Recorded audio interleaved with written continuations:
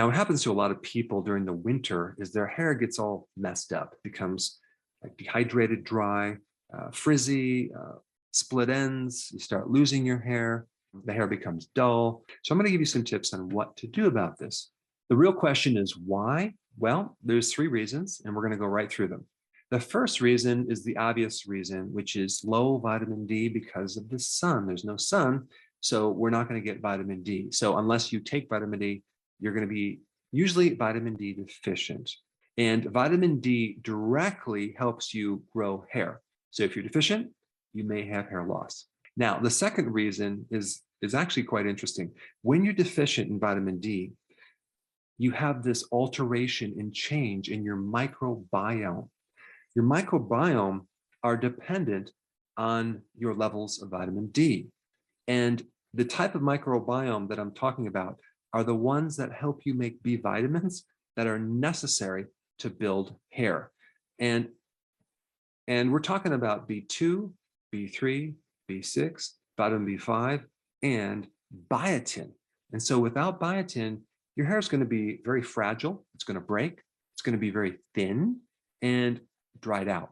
So by adding more vitamin D, the microbiome becomes more balanced and you generate more of these B vitamins. So you can take B vitamins from nutritional yeast, or you can take vitamin D so your microbes can make more B vitamins. All right, the second reason. During the winter months, people typically don't eat as many vegetables, okay? And the vegetables that they're eating are pretty much empty of nutrients because there's a very big difference when you're growing vegetables during the winter months versus during the summer months, especially when people have their own gardens or they're going to the farmer's market and they're getting nutrient-dense vegetables versus at the store, whether they're growing them hydroponically. I just notice even the taste of vegetables during the winter are definitely void of a lot of flavor, which means they're also void of nutrients. So the combination of not eating enough and then having them nutrient deficient is going to show up in your hair. So we're going to have less vitamin C. Vitamin C is necessary to build collagen. Well, guess what your hair is made out of? Collagen. And the other nutrient that's very, very important for hair growth is magnesium. A lot of the magnesium comes from the chlorophyll, the green of the plant, which is in a lot of vegetables. So less vegetables, less magnesium, more susceptibility for hair loss. And then another nutrient that's in vegetables is vitamin E, especially in salads. If you're deficient in vitamin E, you can definitely have more hair loss as well as more dryness because the hair needs that oil in the glands to produce a nice texture in the hair. Now, the other thing that's interesting, and people don't consider this a nutrient, phytonutrients give your hair and your skin and your body amazing health benefits. So if you're consuming less phytonutrients, that can show up in your hair. All right, number three, during the winter months, I know this might be shocking, but some people, or most people, eat more junk food. That's right, I know you're shocked.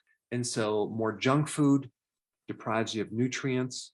And now you start developing what's called subclinical nutrient deficiencies, where you might not have major nutrient deficiencies, they're subclinical. So you might not notice these symptoms, but they show up in other subtle ways.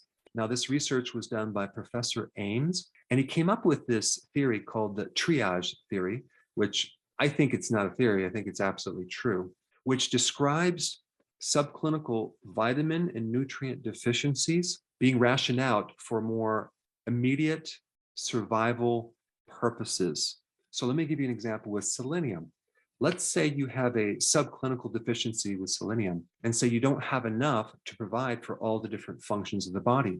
So instead of using selenium to prevent hair loss, the body's going to use it for more critical purposes like fertility and reproduction. So if your body is deficient in a certain nutrient, it's not going to allocate that to maybe long-term maintenance of different body functions, or it might not allocate that for longevity purposes or to prevent chronic disease. Instead, it might allocate it for short-term survival mechanisms that help you cope, but don't really help you survive in the long term. So this is an interesting topic because a lot of times people take vitamins, and if they don't feel an immediate result, they might stop taking them, not realizing that you need these nutrients for long-term survival and to prevent a lot of chronic illnesses. I mean, let's just take magnesium, for example. It's needed in over 300 different enzymes. Let's take vitamin D, for example.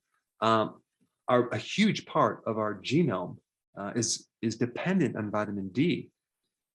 And so if someone is just focused on vitamin D for preventing osteoporosis, they're not looking at the hundreds of other purposes of vitamin D.